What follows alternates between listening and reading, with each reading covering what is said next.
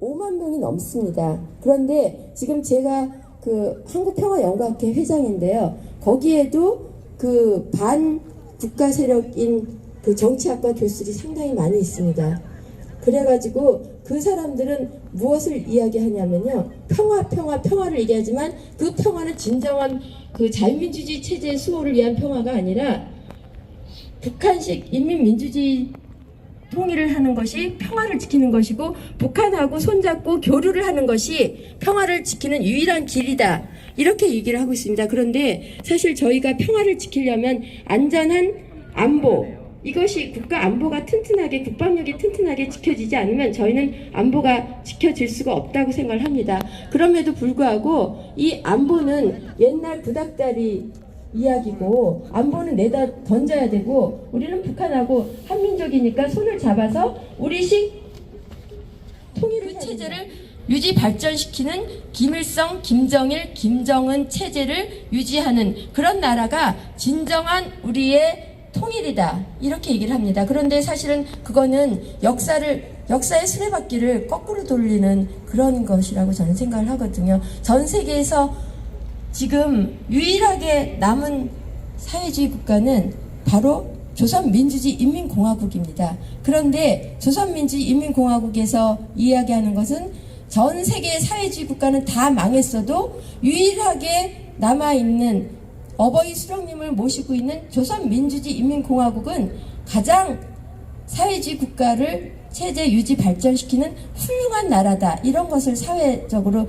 국가적으로 선전을 하고 있습니다. 그런데 그것을 북한 주민들한테 그런 마약을 먹이는 것이 아니라 대한민국의 국민들한테 그런 마약을 투입시키고 있다는 것이 가장 큰 문제입니다. 그래서 지금 우리가 이렇게 거리에 나와서 이렇게 떠드는 것은요. 사실은 아까 서울에서 오신 회장께서 말씀하셨는데 우리가 강당 안에서 아무리 우리끼리 얘기해봤자 이것은 공안 메아리입니다. 이렇게 대웅대구 이 커다란 광장에서 우리가 모든 시민들을 모시고 정말 이런 운동을 캠페인을 보다 더 확장시켜서 한다면 저희 이 마약 퇴치 운동의 가장 그 올바른 지름길이 아닐까라는 생각을 합니다.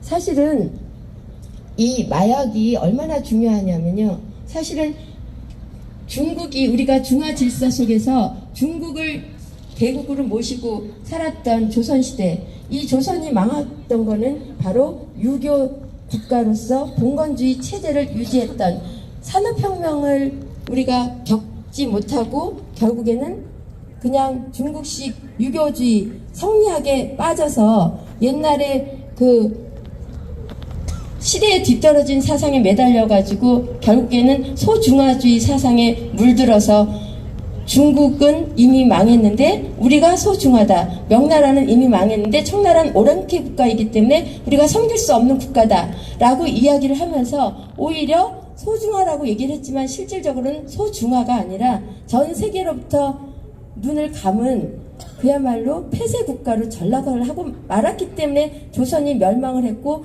그 조선이 멸망을 해서 나라를 잃어버렸던 일제시대를 겪었을 독재자, 박정희 대통령은 독재자, 이런 독재자는 태어나지 말았어야 될 그런 인물이다. 이런 분을 위해서 결국에는 우리나라 자체가 우리나라 국민들이 우리나라 대통령을, 건국 대통령을 부정하는 나라를 만들고 있습니다. 저는 그것이 정신적인 마약을 먹은 결과로서 지금 이렇게 우리나라에 버젓이 간첩들이 활개를 치면서 돌아다니고 있다라는 거, 이것이 가장 중요한 그 안보의 그 위험성이 아닐까, 그런 거를 생각을 합니다. 결국에는 우리가 맨날 떠들죠. 대한민국은 부강한 나라가 됐기 때문에 북한 체제보다 이겼다라고 얘기를 하지만요, 실질적으로는 졌습니다. 왜 졌냐면요, 사장전에서 무너졌기 때문입니다. 우리가 정신적인 마약을 먹고 정신적으로 이것이 무너진 것조차도 모르고 몽롱한 상태에서 온 국민이 잠자고 있기 때문에 우리나라는 앞으로의 미래가 밝지 않다고 봅니다. 그런데 우리가 앞으로의 미래를 밝게 해주려면 청소년들이 보다 밝은 미래를 향해서 꿈을 갖고 살아나갈 수 있는 그런 사회를 만들어주는 것이 우리 선배들의 인생의 선배들이 할 역할이 아닌가, 저는 정말 피눈물이 나게 외치고 싶습니다. 사실은 제가 그 한국자유총연맹에 들어오게 된 동기는요, 제가 대학의 교수로 있으면서 연구와 교육을 하면서 연구실에만 처박혀 있으면 됐었는데요, 제가 이 거리로, 이 운동 단체로 뛰어나온 것은요, 이게 연구실 안에서 저 혼자만 지적 향유를 누리는 것이 능사가 아니겠구나, 이게 국민들하고 소통을 하면서 우리가 뭔가 운동을 해야 되겠구나, 그런 생각을 하면서 제가 한국자유총연맹이 그 국민운동단체로서 반공연맹으로서 태어난 그런 단체가 있다고 해가지고 제가 여기를 들어오게 됐습니다. 그때 들어오게 된 동기는요, 사실은 제가 교육부의 교육과정 심의위원으로 있을 때 대한민국의 현대사는 어떻게 써야 되느냐, 그럴 때 대한민국은 자유민주주의 체제다라는 것을 근간으로 써야 된다고 제가 회의록에 썼습니다. 그랬더니 김태년 의원과, 민주당의 김태년 의원과 안민석 의원이 저를 역적이라고, 자유자를 왜 집어넣냐고, 역사학회 11개 학회가 798명의 전국의 교수들이 성명서를 냈습니다. 자유자 빼라고, 정영순 역적이라고.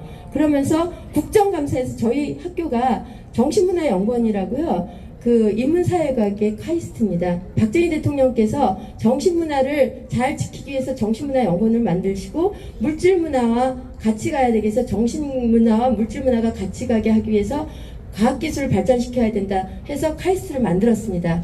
그런데 그 카이스트가 지금 과학기술을 통해서 엄청 많이 발전을 했는데요, 정신문화연구원의 교수는 지금 딸랑 저 하나 보수 우파로 남아있고요, 저는 역적으로 몰려서 저희 한국학중앙연구원 교수들이 저를 맨날 째려보고 다니고요, 그리고 그 김태년 의원과 안민석 의원실에서 정영순 교수 자르라고 국정감사에서 얘기를 했습니다.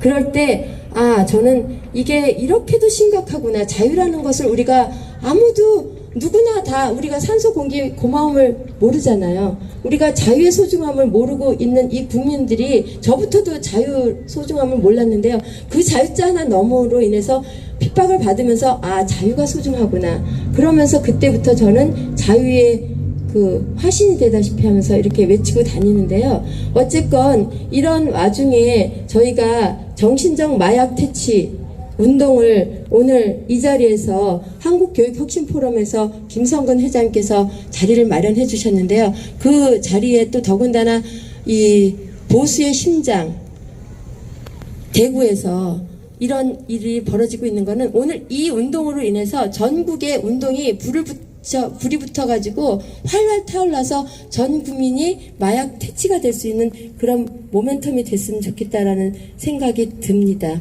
제가 너무나 많은 기준 얘기를 하면 지루하실 것 같아서요, 드리고 싶은 말씀은 참 많은데 제가 한 가지만 말씀드리고 싶은 거는요, 중국이 저렇게 망할 수밖에 없었던 거는 아편전쟁에서 마약이 들어오면서 망했거든요.